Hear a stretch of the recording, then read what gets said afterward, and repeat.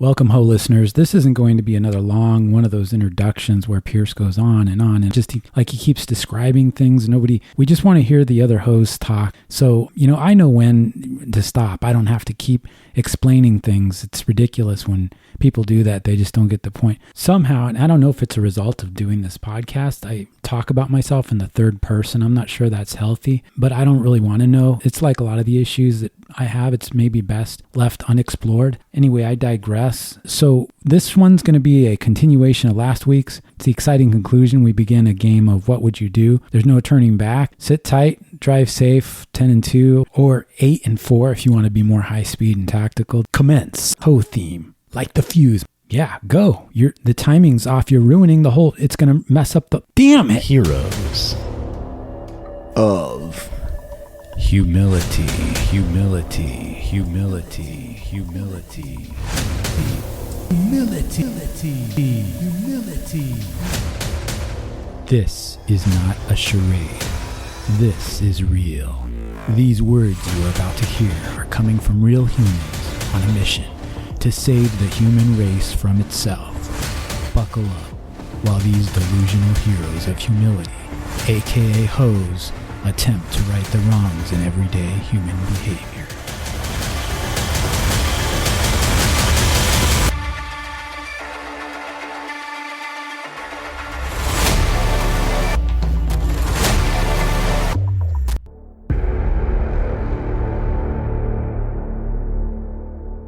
No, I can't even imagine dating now because some of the stuff I'm seeing, like, I've had this discussion with my wife. Some of the new popular stuff that's coming out, like you said, the fake butts, but one of them is the fake lashes, and they keep going bigger and bigger and bigger. And my debate is, and I told my wife this, she likes long lashes, right? And to me, I told her, I was like, what you're doing is not something that even men care about. Pay attention to. Yeah, but it gives them a little confidence. It makes them feel good, maybe. But and a lot of times it's not about men; it's about women and other women. But if we could just get Red, let Red have a word. But that's my point. Is if you're I can say either gender, but I'm going to use women in this because usually they're doing the eyelash thing. Yeah, is if you're trying to be attractive to the opposite sex because maybe that's what you're dressing for. You're going out on a date, right? Yeah. Temptress. Are you dressing for the person that you want to be attracted to, or are you dressing for what other women? Because that's what I've told my wife. Well, that was our discussion, was the long lashes. I've hung out with guys my whole life, right? Yeah. Walking in the mall or walking somewhere, I've never had a guy go, not. "Oh my God, look at that girl's lashes." I've never heard a guy talk about a girl's eyelashes. But the thing is that proves what I was saying about women being the beautiful thing in the world. They don't only have to appeal to dudes, but they're also trying to look attractive to other women. I just think it's because they're the only thing that everybody knows is beautiful. So there's so much more pressure on them. That's going to sound misogynistic or whatever, but it's just a dynamic. It's the chaser versus the chasee, and those are the two sexes. It's the guys are very rarely the ones that are chased. I mean, I think 10% of the guys out there are, in the dating scene are probably with like 75 to 80% of it is there is a subsect of dudes who probably have their choice of women generally, but a vast majority of people don't, and so it's always the chaser versus the chasee. And look at this guy. What, dude? I'm just saying. Pierce thinks he's in the top 10%. I know who you're talking about. Exactly. I didn't say anything. You guys are saying. No, but that goes to my point of what dress for what you're attracted for, not for what other people are attracting. Like if you're going on a date and you, like most of us have, I don't care who you are, most of us have probably a fashion sense or a type of person we are, and we dress a certain way. Fascist sense. No, not fashion sense. But I guess you know what I'm saying. Like, you're not going to dress what you think looks punk good. rock if you're not punk rock, right? You're not going to dress like a business. I combine like New Jack Swing with metal. You and your New Jack Swing. New Jack Swing and metal, dude. Because again, it's like false advertisement, right? Rock, I guess I don't get the whole false lashes thing. Like, or even like you said, if a woman shows up, she's covered in makeup. Yeah. And sometimes that's going to have to come off. There you go, Pierce. Oh, sorry. There's a review for the show. Yeah, they won't. There's been a thing. We need to put 11 on our poster. We actually got somebody to take some photographs, but we've got to work on getting a new photo for our podcast, especially with a guy who's willing to travel all the way back. We also don't have Red on there. Beige and I are prominently featured, but it's just been a problem, so we got to get that squared away. So my apologies. I guess somebody's Red and I are going to get our own pictures. Rude, so. 11 is... Yeah. You guys have your own picture. Yeah, we're gonna have our own. You guys start your own session. podcast? Yeah.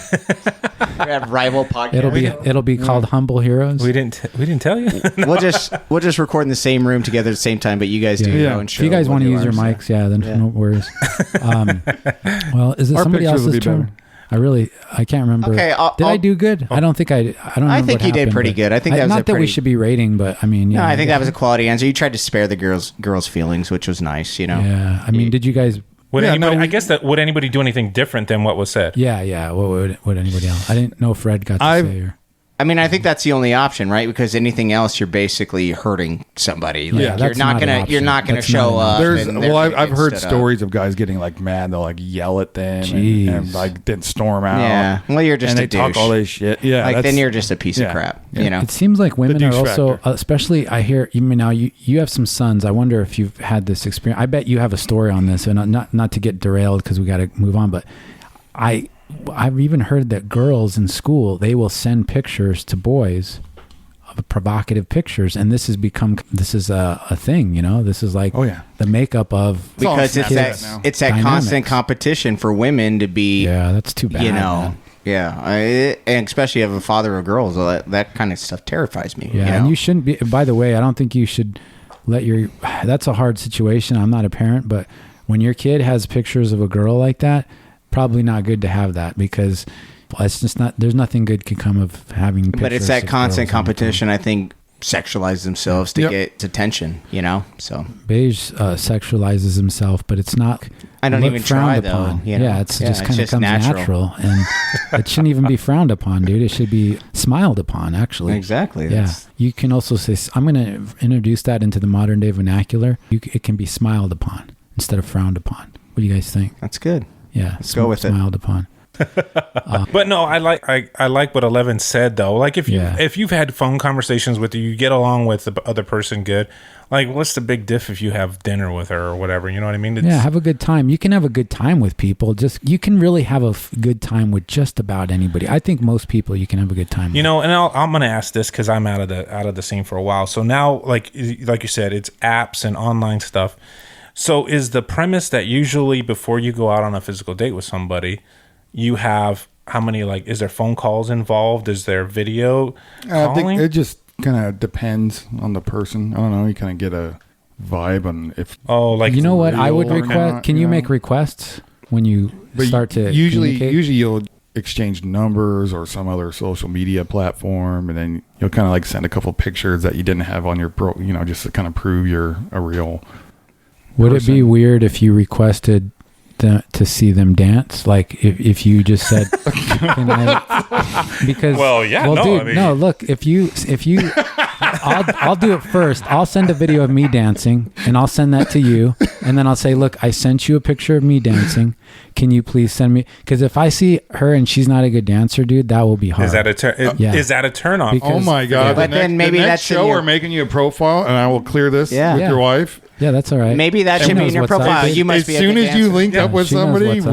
we're gonna test this out. Yeah, and see if I'll the send a dancing- video. That's of a my tough dancing. one because I put one on Instagram already. That's the It's a mess. Seinfeld Elaine. Like she thought she was a great dancer, but she was a train wreck. Right, but see, a little bit of that is in the eye of the beholder. Now, of course, universally, probably hers is awful, but I mean, I think that honestly, I have some fundamentally good hypnotic maneuvers, and I have seen positive responses.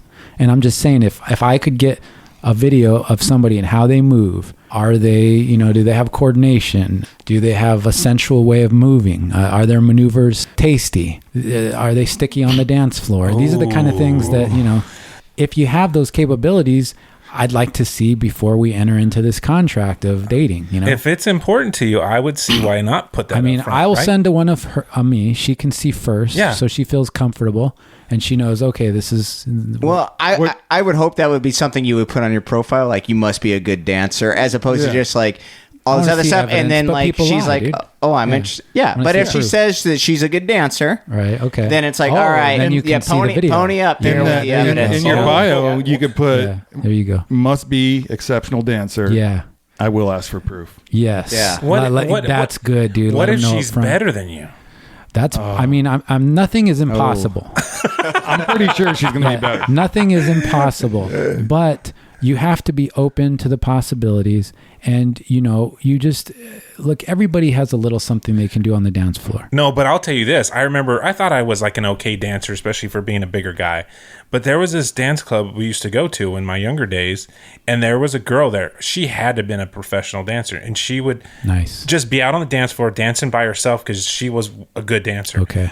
But I'll tell you what, like I said, I thought I was a decent dancer. Yeah. That intimidated me because Really? I'm like, I am not on that level. I'm not on that level. So that's why I asked you that question. Well, and nowadays when you say dancer, you gotta say what you're talking about, because there's when somebody asks for a dancer, maybe they're thinking Like a private where's the dancer? pole? Like a private dancer? Like a pole? I'm your private dancer, a dancer for money. Do what you want me to do.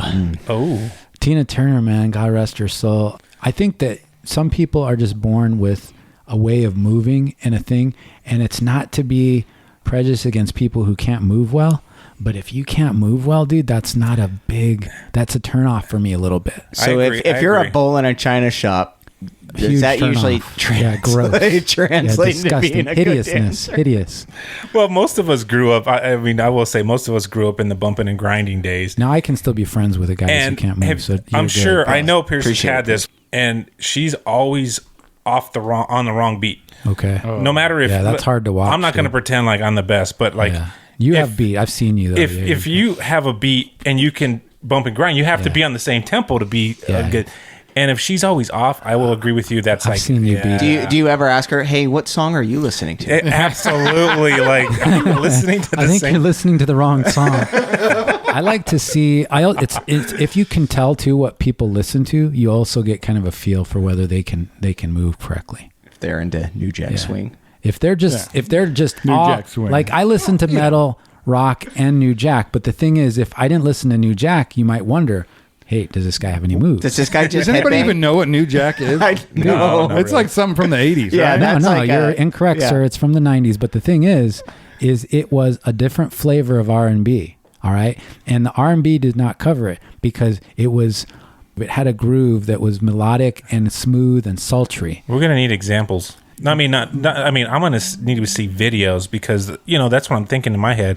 The listeners got to be able to see and visualize the movement you're talking about. You know who was the quintessential New Jack Swing? Was Jodeci, Boys to Men. Back before... Late 80s to early 90s. Yeah, it was late 80s, but it was 90s predominantly.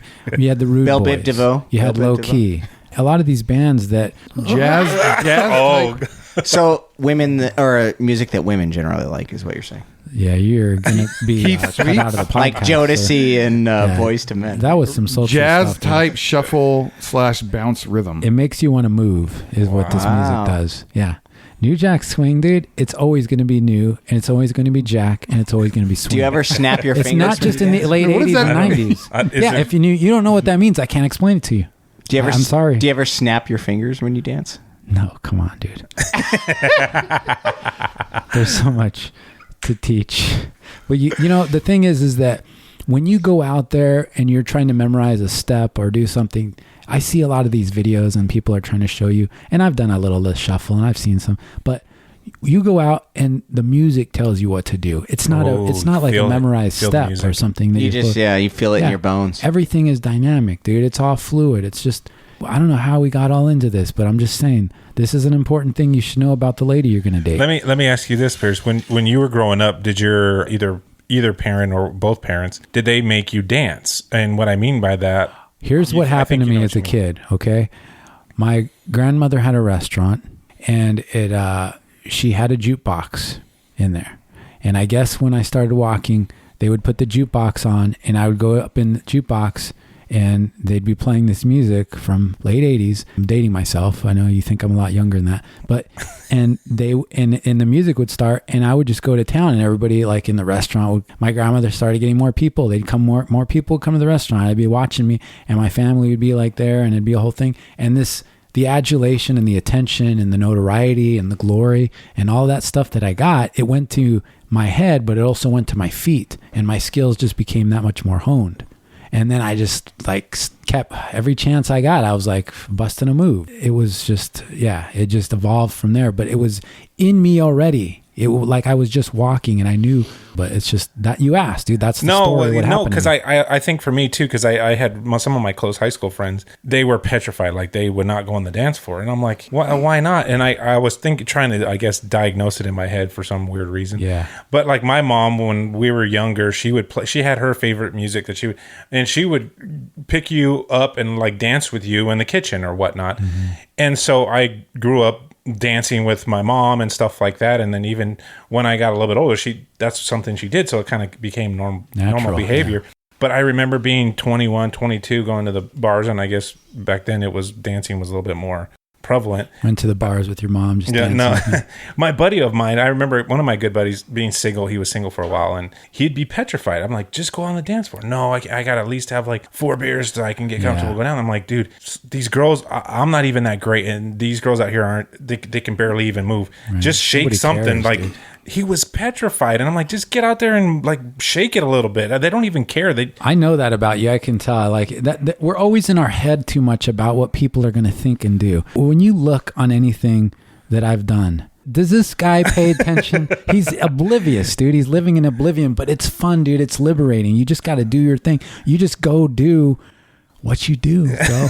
You just do what you do. Go out. Absolutely. Yeah, and you just get sticky on the dance floor. No, but I mean, definitely. That's a good point, man. Definitely. No, I will just... I told my buddy, just get out there and do it. Ended up, he met a girl one of the first times we went out there. See, there and I'm like, dude, man. Just all you got to do is shake it a little bit. Yeah. I know it's okay. I don't want to come down on people that are uncomfortable. Who's up? He's calling. 11's got to go somewhere. I can tell he's in a hurry. No. Who? Okay. Pierce, did you have one? Or mine's Beige? Quick, so maybe it'll be good and gives you guys some time to think. Unless somebody else. I'm not trying to call anybody out, but I thought somebody had one. This is an easy one. It's quick. Okay. Wait, who's this to? Okay, this will be to you. All right. Okay. I think this will be a good one for you. Well, I'll tell kind of what happened and then see what you would do. But I'm walking and the sun's going down, and there's a little clubhouse where I work out and a little lake area. And I think it was a lady. I can't remember now, but she was walking with her kid.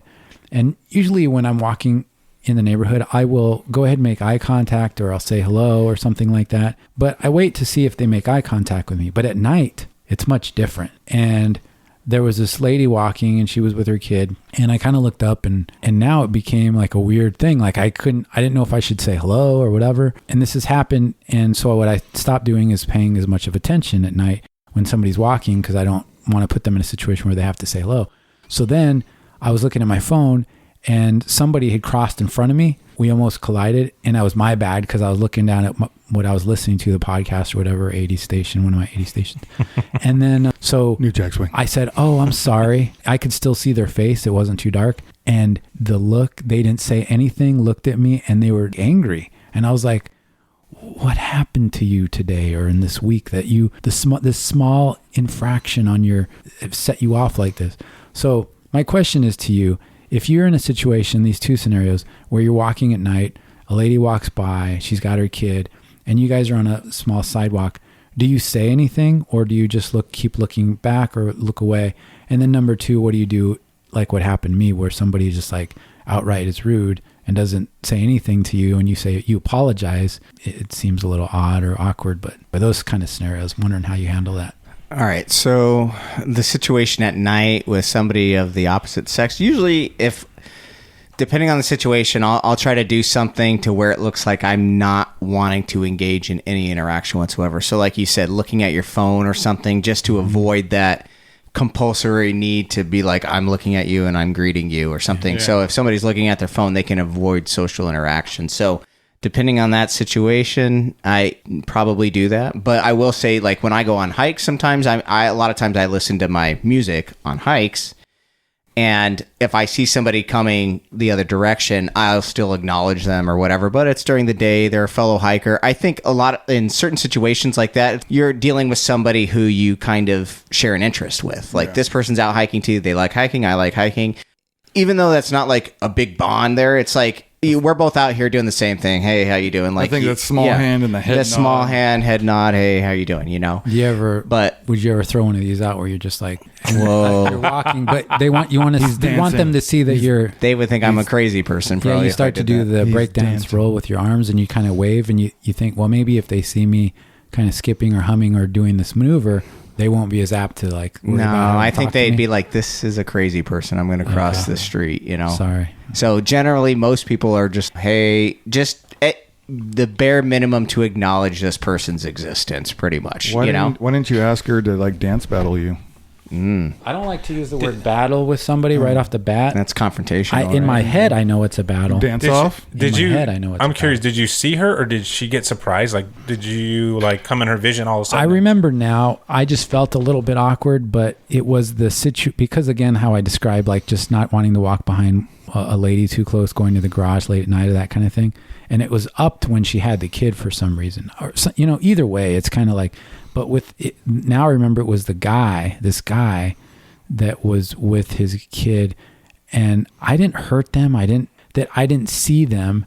He was so rude. So in that situation, obviously, okay, I'm looking at my phone. I almost hit you. I feel like I'm in the wrong. Right. Because I'm not paying attention to my surroundings. So I would say, like you did, hey, sorry, apologize.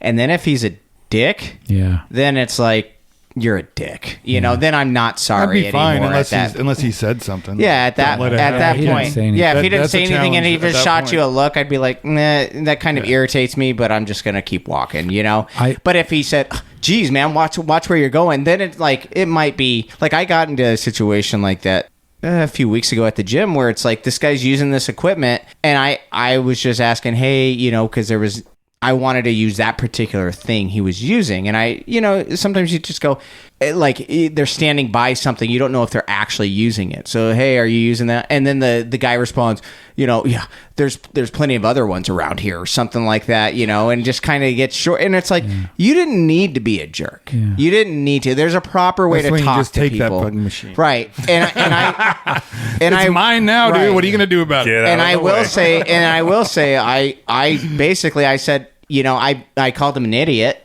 Oh, okay. And he didn't say shit after that, but it was like, I let him know that, like, that's not an acceptable way to talk to people. Yeah. Like, if somebody comes up to me and says that, I'm just going to be like, yeah, man, I only got like one set left. I'll be done here in a second. Not like, there's plenty of other ones around here. Why can't you use those? It's like, that's not the way you talk to people. This is the only one I see now. Right. Yeah. Exactly. This is it, dude. And so that's kind of a similar situation there. Like, you're trying to do the right thing by apologizing. Yeah. That person could have said, oh, it's fine or whatever, and not done that. Now they've proven to be a total dick. Yeah, it wasn't cool the way and reacted. It's what I said before, like, you're only in control of your reaction. But I will say, in those situations, it's you feel this need to be like, I'm going to let you know your behavior is not acceptable. We were talking about this earlier. It's always harder to keep your composure, but it's your best tool because it only ever makes you feel worse, I feel like, and later. Not that I may not have done the similar thing. I was in a similar situation once, and I've done both. Once I said, well, geez, bro, really? And then I walked away. But the other time is I said, oh, okay, thank you. And I could tell that my courteousness to them, it made them feel even more awkward. So in a way, that was almost more effective, I realized. But did that make you feel better? Or did you saying, oh, geez, well, really, bro? Did that make you feel better when you said that? The time when I said, oh, really, bro? It made them feel like they won. Like they just successfully bullied you. No, it only looks that way. But I could tell that they looked ashamed. They had some shame about it. And it was because, see, the thing is that people, they're off put when something's a surprise to them. A lot of times people have this self-fulfilling thing where they're going out in the world behaving in a way, not necessarily because they like it, but because they are looking for it. They expect it. It's an uncomfortable pair of shoes, but they're used to the shoes. They want to just keep wearing them like that. It'd be nice to get a new pair of shoes that are more comfortable, but they would rather go, instead of going through the hassle, going to the store and all that, they are doing what they expect. And they expect you to react a certain way. And when you do it, It just keys them up. It allows them to continue to live this self-fulfilling way where they're a dick with everybody. But when they are surprised by one person, they kind of looks the other cheek or smiles or says, "Oh, okay, thanks." You could see it was off-putting. Now, I'm not saying that works all the time, but I saw it. I've seen it work before. See, I mean, I will always be nice to somebody until they're not nice to me. Yeah. And when you're not nice to me, now I'm not nice to you. And it depends on where I will stakes give you the courtesy all the time. I'll come up to you in a very polite manner, but the way you react is then going to be the way I react. Most people Most people don't like confrontation anyways. So it's like someone says they're a little passive aggressive. There's plenty of other machines here. Right. That's you telling me to go F myself. Exactly. And now I'm not going to. And then because you just said that. I would have. And then when I call you an idiot and then you don't say anything, then you just proved yourself to be a punk. Like, why are you if you can't back it up? Mm-hmm. Like, if you can't back it up and you don't want to, you just expect to be rude to people and then people to just bow down and cower. But the minute somebody calls you out, then you're meek and you run away. Then don't do it in the first place. Yeah, just don't do it. But I think I've learned too that when you guys, like you said, in that scenario, and I think Levin might agree with this one, where you have that perfect scenario with the gym. I could even see myself, depending on the person or whatnot. If somebody's rude like that, hey, you're no longer using this machine. You need to pick another one. And I would tell them to like that and look them in the face and like, you need to pick another machine. I'm using this now. And if he tries, I'm telling you, you need to move now. Dude, I'd definitely think twice if Red came up and said that to me in the gym. And that's what I'm saying. I will say, because when he gets serious, it's like, okay. You need, I guess that's one advantage of being a larger person, I would say. If somebody's rude to you and you're putting your best foot forward and, hey man, you have like 10 more minutes, or this one's in the rotation, and they spark back at you just rude. That's uncalled for me. And I'm like, okay, well, now I'm using it. Yeah. You need to pick something else. And I'll tell them, like, look them in the eye and tell them, like, letting them know, putting them on spot. Because otherwise, I'm not a confrontational person. They're going to do it again. But then you meet people, like, I've had one of my friend's good brothers, like, he was just a small dude. And he would push it every time. And I'm like, I don't even want to go out with this guy anymore. Yeah, because, and exactly it's like, what you're talking about. You'd see the guy get his forehead dent, and you're like, oh, he's going to learn his lesson. And he ain't going to do it. Next week we go out doing it again. I'm like, I don't even want to be around this guy. We talked about this one at the time, though, and this comes from a lineage in military and my dad being in law enforcement. But he always told me, son, and I've told you guys this before, things can happen so fast, dude.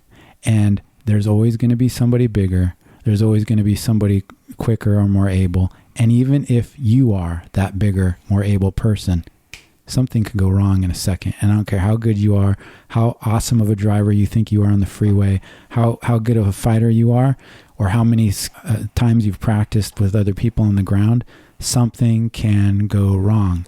And it doesn't mean that you don't need to have your boundaries and be effective. But there's also a part of this equation that you're trying to assess whether or not you can get away with what you want to say. Usually, I feel like these people that do dumb stuff, they're not making sense out of it. And like Levin said, if you react and you let them know that they're wrong, then a lot of times they'll back down. But if they don't, you have to be ready and prepared to go to the next step. Oh, yeah. And the thing is I'm always ready. That is a controvert to what my dad was trying to teach me. There are a variety of different scenarios, and you can play them out in different ways. 9 times out of 10, it'll probably go. And you're tactical 100% of the time for the 1% time when it's not going to go that way. Well, and at the gym or a place that you frequent regularly, logically it kind of wins out over time, a little bit of time in your reaction where you're like, okay, I don't want to piss on this place. Like, I don't want to escalate this into a physical confrontation with this idiot because he's an idiot, and now I'm kicked out of the gym that I like going to because they're just gonna revoke my membership because I got in a fight at the gym. Like, they can do that, and now I've escalated it to the point where now I have more problems potentially, even though this guy's wrong. So it's just, but I feel the need to just let somebody know that their crap's not acceptable. Like, because you just don't treat people that way. You don't talk to people that way. The other problem is they could have like a mental illness, some kind of issue where they just don't. It's messed up, man. There's no perfect answer all the time. You got to play each scenario, but I've been there and I've done both things, so I know. I mean, But that, yeah, it's interesting when you're walking by people in your neighborhood. It's also the same. Like, it sucks when someone's rude because I might run into that guy again and his kid or whatever. And right. I don't know. Yeah, but we've all worked with people where they, unfortunately, to classify certain people, that they will push the envelope. We've worked, and I'm sure we've probably even named people here, that their MO is to push the envelope to kind of with each person until that person somehow, whether they tell them, hey, no more, I'm not going to be treated that way. And then that person just knows, okay, this person, I can't call them certain names or whatever, but this other guy, I'm going to push it until they keep taking the envelope further. And I feel sometimes those people you run into at the gym. Yeah. And it's not until you do, like what Beige said, is, hey, I'm not going to be treated that way. Right. All of a sudden they back up and they're like, oh, okay, damn. I agree. I think you've got to recognize when it's somebody that you have to deal with that way. Right. Yeah. Well, it's just the continuation of the juvenile schoolyard bully mentality. Like, I'm going to see if I can pick out the weak one, and if I can, I'm just going to be a sadistic a-hole to this person. Like, you're just a piece of crap.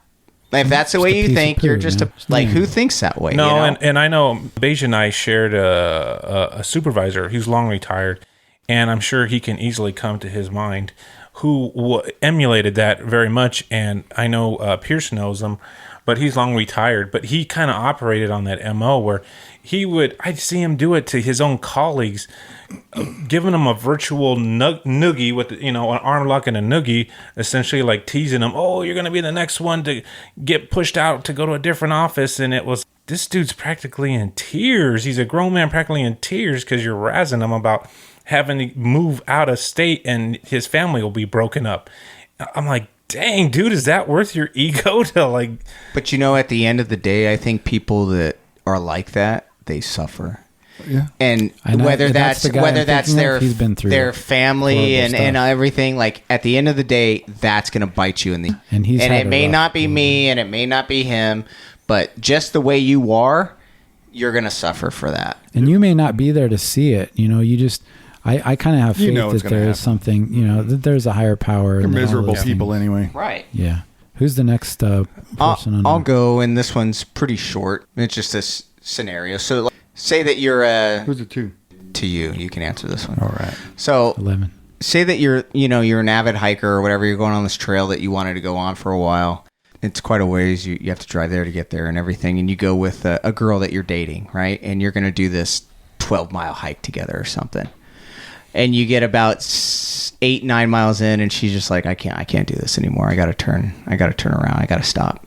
Do you stop your hike and go back with her, or do you continue on? And because I'll let you answer, but I'll tell you the way I think. Yeah, I would stop. You would stop? You wouldn't keep going? There's no way. Obviously, she's not prepared to do that.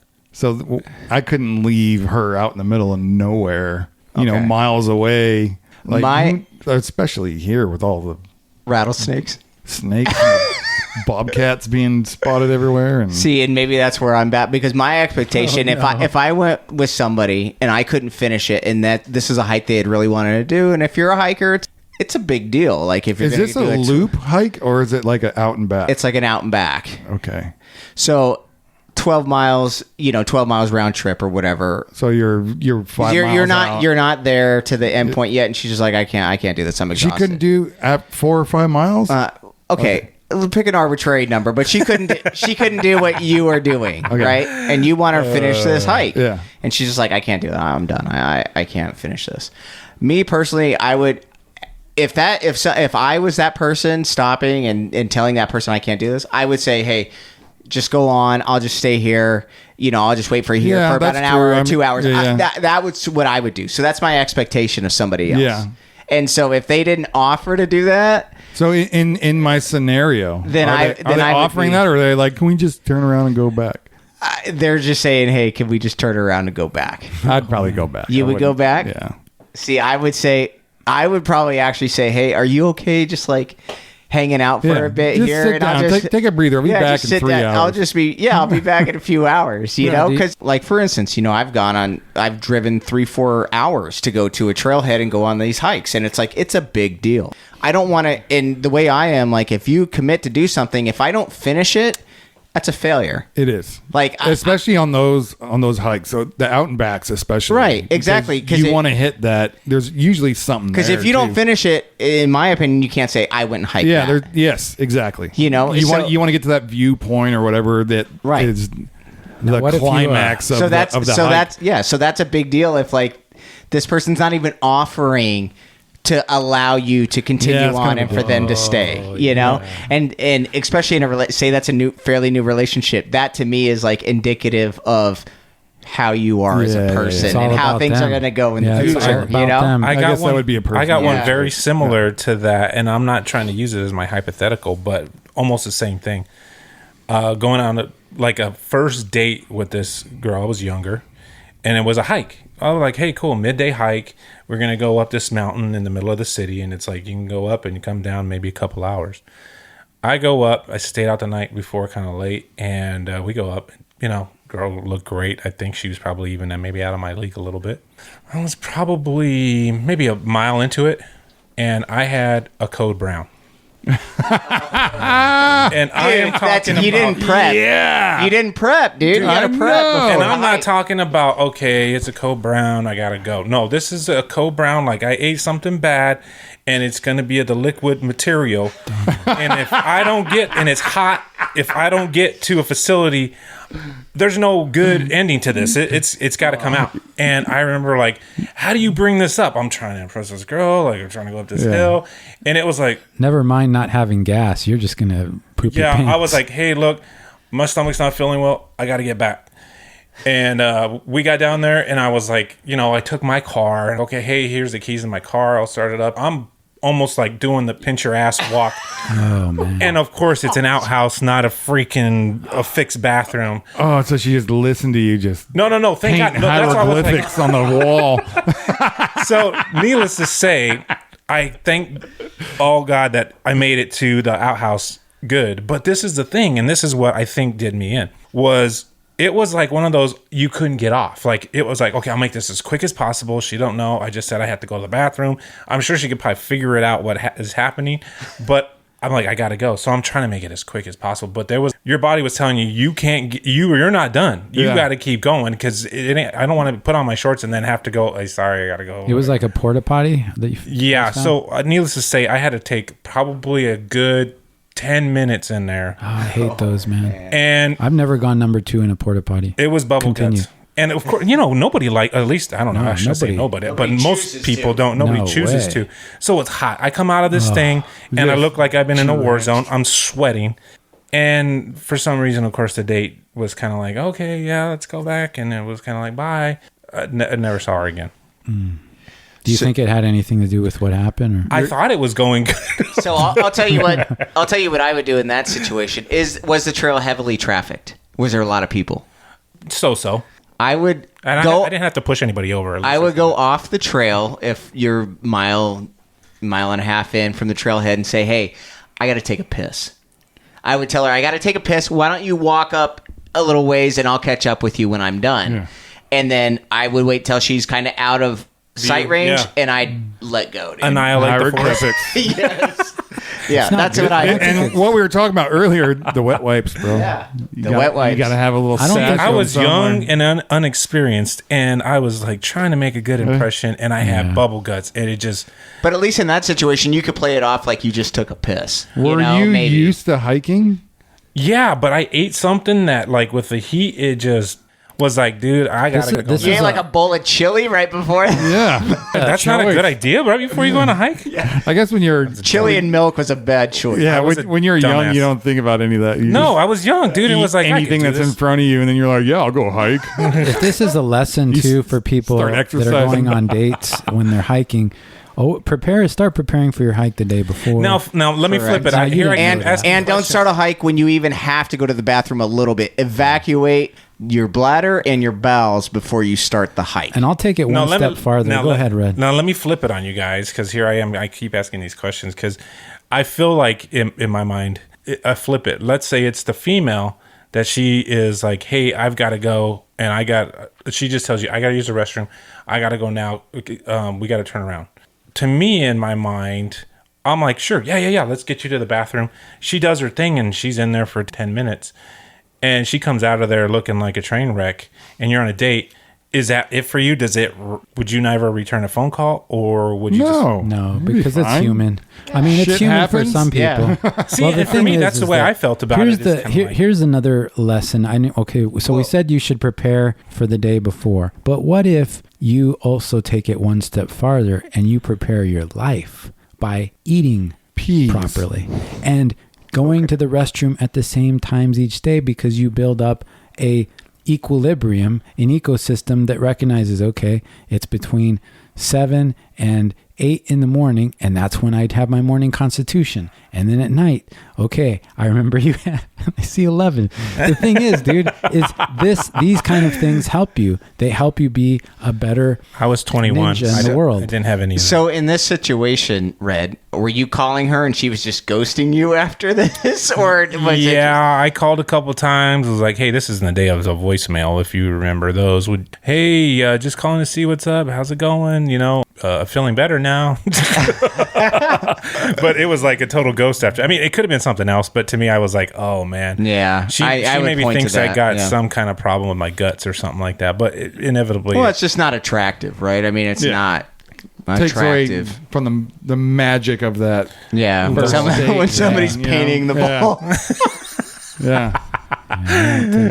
Someone gets hepatitis out of the damn porta crapper. There's something attractive. The magic in the attraction is mitigated when somebody even imagines you going poo. My beauty's never seen me or been near in the vicinity whenever I really don't go, honestly. I'll tell you guys. I don't. You told me if you don't go. Your body's 100% efficient. Everything you take in, your body uses as fuel. Yeah. You know what the best thing is? I will say one thing, okay?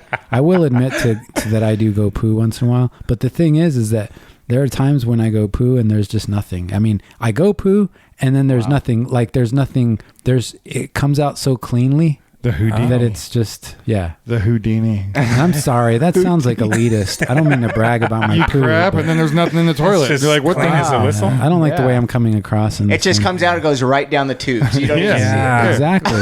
Yeah. Straight magician, dude. Hopefully the pipes are so clean, it just kind of squeaks out. That is very elitist. I'm jealous of that, It just is like... Even your poos are better than everybody else's. My poo is better than you. Man.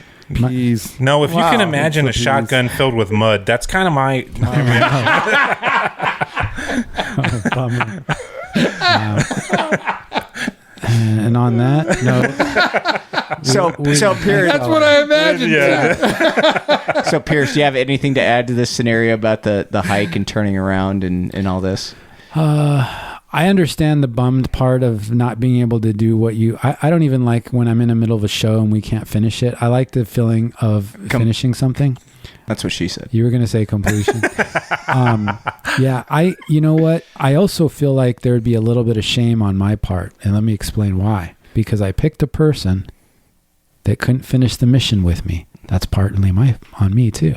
And I would feel a little bit like, what a dummy. I hope to not put somebody, but I get it. It's deceiving. Sometimes there are things that people just don't have in them. But as another lesson for us, our listeners. And I will say it'd be different if she was like, oh, I'm sick. I feel really ill right now. We need to go. Then it's like, okay, I'll turn around and go home. But if it's just like, I'm tired, I can't finish this, and it's like, dude, I'm going. Honestly, and I hate to be rude or elitist or whatever, because I might as well already talked about how my poo's better than all you guys. But the thing is that I don't think we can go out again after that. I'm sorry. Now, if she wasn't feeling well, or if it was some issue like that, I know that sounds awful, but if I really liked her, I'm sure it wouldn't be a big deal. But it's a thing of I don't like giving up, dude. What's more important? I don't like that. And that's what I'm saying. I think that we all kind of feel that way. It's like, if I set out to do something, I need to finish this. Yeah. I bet you she would have continued if Pierce would have gave one of his 80s movies motivational speeches. Yeah. You gotta want it. I usually do that before the hike at the very beginning. Yeah. But I do another one in the mid, and then one after. Yeah. Motivator. I almost went into one, but I don't want to. I think we really... I want to hear what you would tell her right now. Look, there's nothing that's going to hit as hard as life. It'll beat you down. There you go. It'll take you and it'll just spit you out. But it's not about getting hit. It's about how hard you can get hit and keep coming. And we thank our listeners for tuning in to another Heroes of Humility, where we pretty much solved just about every problem there is. You gotta want it. And you gotta want it. You gotta dig down deep. It's not about getting knocked down. It's about getting back up. Be cool. Be kind. Take care. This is Pierce. Beige. Red. Shotgun red. And 11. Easy. Thanks for listening. Check us out on Instagram, Facebook. We got a website and follow and all that stuff so you can get the updates. And here's something. The HoHs will be coordinating a hang at a car show in Mesa, Arizona on February 24th, where we'll be distributing HO paraphernalia, some swag for our listeners. Come out and meet us. More information on where exactly that'll be coming out on the next episode. Stay tuned. We'll be back in 2 weeks. Take care. Be cool, be kind.